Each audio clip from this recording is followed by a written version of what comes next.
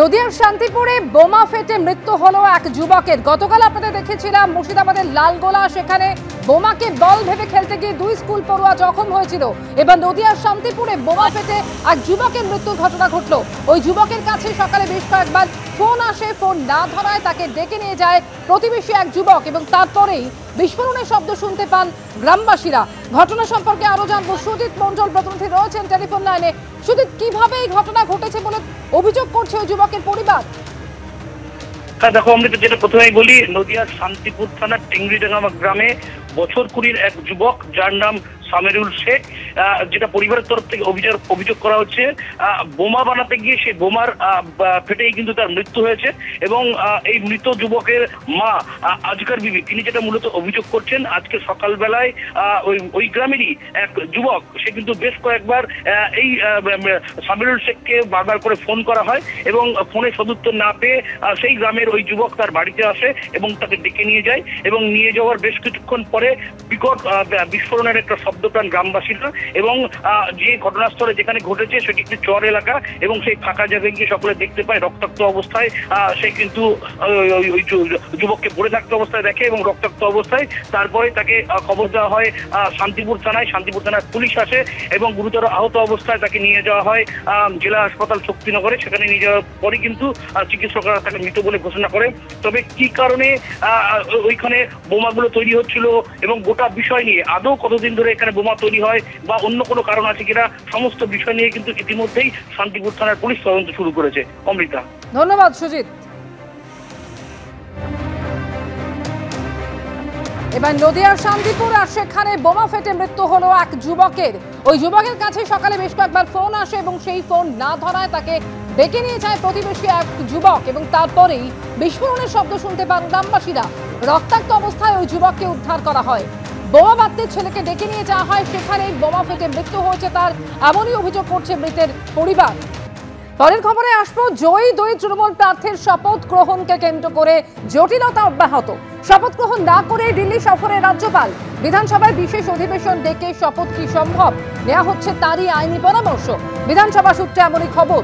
বিধানসভায় আম্বেদকরের মূর্তির সামনে অবস্থানে বসেছেন সায়ন্তিকা বন্দ্যোপাধ্যায়, রেয়াত হোসেন সরকার। প্ল্যাকার্ড নিয়ে অবস্থানে বসেছেন তারা। গতকাল রাজ্যপালের অপেক্ষায় বিধানসভার সিঁড়িতে বসেছিলেন। 4 ঘন্টা ধরে তারা অপেক্ষা করেছিলেন, বেলা 12টা থেকে বিকেল 4টে পর্যন্ত। আর এই শপথ সংঘাতের মধ্যেই গতকাল দিল্লি উড়ে যান রাজ্যপাল। গতকাল পর্যন্ত এখানে দাঁড়িয়ে তারা এই দুই জনপ্রতিনিধির দাবি ছিল, বক্তব্য ছিল যে তারা রাজভবন যেতে প্রস্তুত, কিন্তু কে ওখানে গিয়ে তাদের শপথ বাক্য পাঠ করাবেন তা আগে জানাতে হবে।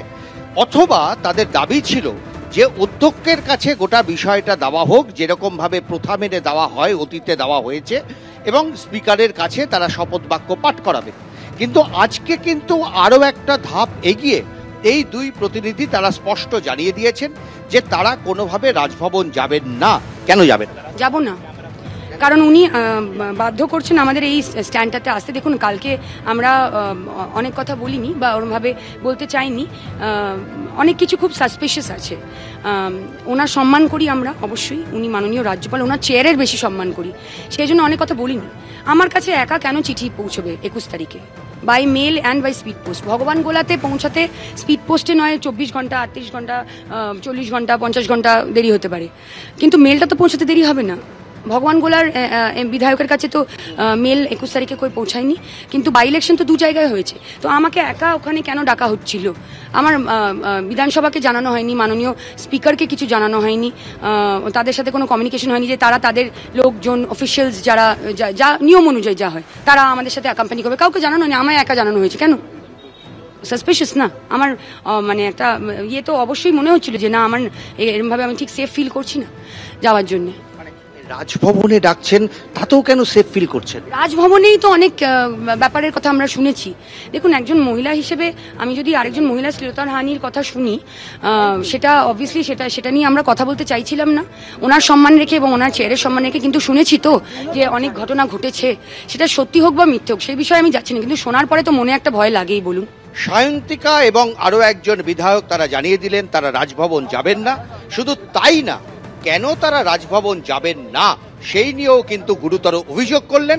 ফলে শেষ পর্যন্ত কোন পথে তাদের এই শপথ গ্রহণ অনুষ্ঠান হবে তা নিয়ে কিন্তু ক্রমশ জটিলতা বাড়ছে। ক্যামেরায় পার্থপ্রতিম রায়ের সঙ্গে উজ্জ্বল মুখোপাধ্যায়, এবিপি আনন্দ, কলকাতা।